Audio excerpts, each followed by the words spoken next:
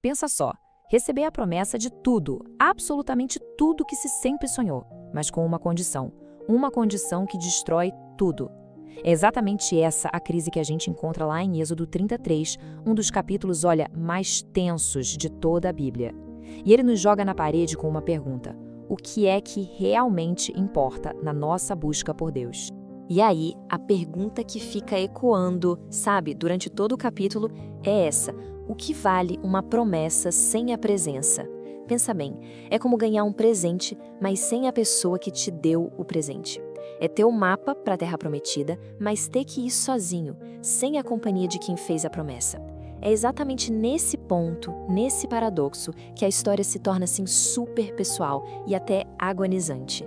Ok, então pra gente entender o tamanho dessa crise, a gente precisa voltar um pouquinho, lembrar do cenário. Lá estava o povo, no pé do Monte Sinai. Enquanto a glória de Deus queimava lá no topo do monte, aqui embaixo, Israel cometia sua maior traição, a adoração de um bezerro de ouro. E a resposta de Deus para essa quebra de aliança, ela é precisa, é fria e é absolutamente devastadora. Gente, para pensar no peso dessa oferta. É como se Deus dissesse: olha, a terra que eu prometi tá aqui, é de vocês. Proteção contra os inimigos? Pode contar com isso. Prosperidade? Já tá vindo. Mas aí vem a parte terrível. Só que eu mesmo não vou no meio de vocês. Entende? É a promessa de todos os presentes, mas sem a presença de quem dá. É a bênção, mas sem o abençoador. O reformador João Calvino, lá atrás, ele deu um nome para isso que é perfeito. Ele disse que esse é o maior castigo possível: prosperidade sem comunhão. Imagina só, ter todos os presentes do mundo, mas ser proibido de ver a pessoa que te deu. É um sucesso vazio, uma vitória que não tem gosto de nada.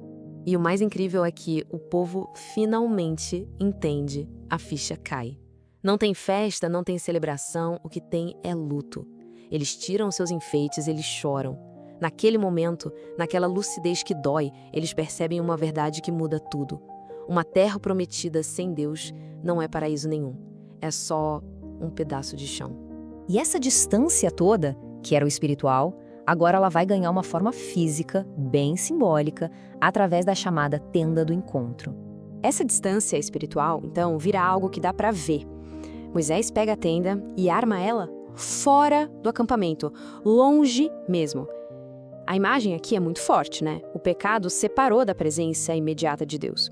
Mas olha que interessante, mesmo nesse exílio, nesse afastamento, tem um fiozinho de esperança.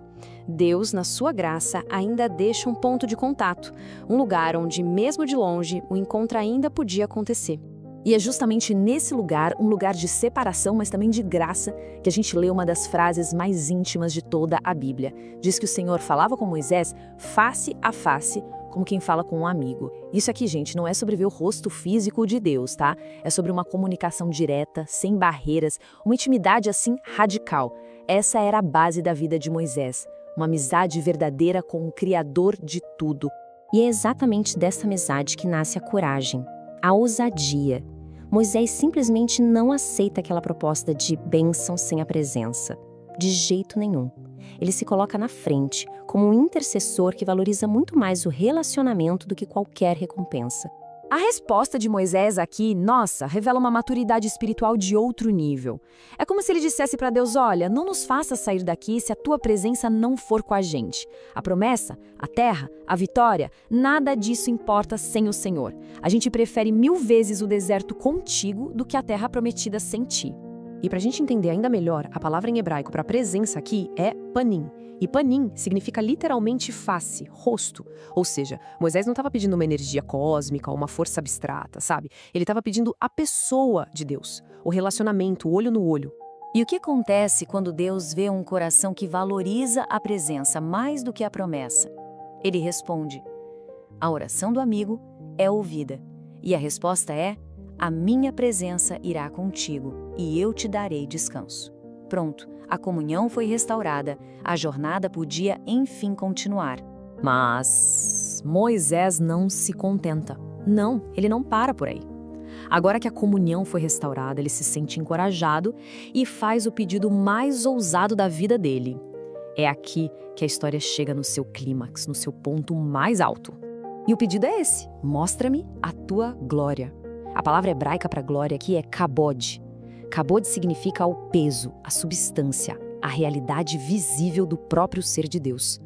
Pensa assim, se a presença, panim, já tinha sido restaurada, agora Moisés queria algo mais fundo.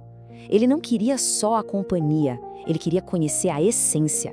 E a resposta de Deus é: uau, é assustadora e ao mesmo tempo é um ato de proteção. Ele diz: ninguém pode ver a minha face e continuar vivo. A glória, a santidade pura de Deus é simplesmente intensa demais para um ser humano aguentar. Uma exposição total não seria uma revelação, seria destruição. Mas olha a misericórdia de Deus. Ele arruma um jeito de atender o desejo do seu amigo. Ele mesmo providencia a proteção. Ele coloca Moisés numa fenda da rocha, cobre ele com a sua própria mão enquanto a sua glória passa, e aí ele permite que Moisés veja só o rastro, as costas da sua majestade. Foi uma revelação parcial, protegida, claro, mas foi infinitamente mais do que qualquer outra pessoa já tinha visto. E essa imagem, gente, essa imagem da fenda na rocha, ela não está ali por acaso. Ela é uma seta, apontando para uma realidade muito, muito maior. Uma conexão que vai se completar lá na frente em Cristo. E é aqui que tudo se conecta. Pensa comigo. Moisés, que era o mediador, precisou ser escondido em uma rocha para ser protegido. Cristo, o mediador perfeito, ele é a própria rocha. Moisés viu só um vislumbre das costas de Deus, certo? Mas o Novo Testamento nos diz que, em Jesus, a gente pode contemplar a glória de Deus na face de Cristo. A revelação completa. Ou seja, o que Moisés viveu ali como uma sombra, hoje nós podemos viver como realidade. Aquela comunhão que ele buscou com tanta intensidade, ela foi garantida e selada para nós pelo sacrifício de Cristo. A busca pela presença encontrou seu destino final nele. E tudo isso nos leva, então, para uma aplicação final, bem poderosa e bem direta para a nossa vida hoje. Aquela lição que Israel aprendeu no deserto, ela vale para a gente hoje e como vale. A gente pode construir uma vida cheia de sucesso, carreira, família, conquistas, mas se a presença de Deus não for o centro de tudo, o nosso maior prêmio, tudo isso vira só um deserto bem decorado. Talvez até confortável, com Wi-Fi e tudo, mas no fundo, vazio. A verdadeira maturidade espiritual, ela tem o eco da oração de Moisés. É quando a gente aprende a dizer: Senhor, se o Senhor não for nesse projeto comigo, nessa decisão, nessa jornada, então eu não vou. A presença dele vira condição número 1, inegociável. Moisés nos ensina uma coisa fantástica sobre a vida espiritual. Um relacionamento de verdade com Deus é como um fogo que se alimenta sozinho. Você vê um pouquinho da glória dele e isso não te satisfaz, pelo contrário, te dá uma fome ainda maior por mais dele. É simples, quanto mais se conhece a Deus, mais se quer conhecer a Deus. E no fim, a pergunta lá de Êxodo 33, ela volta para cada um de nós, na nossa caminhada. No final das contas, o que é que a gente está buscando de verdade? São as bênçãos ou é o abençoador? São as promessas ou é a presença? A escolha que Moisés fez também é nossa escolha.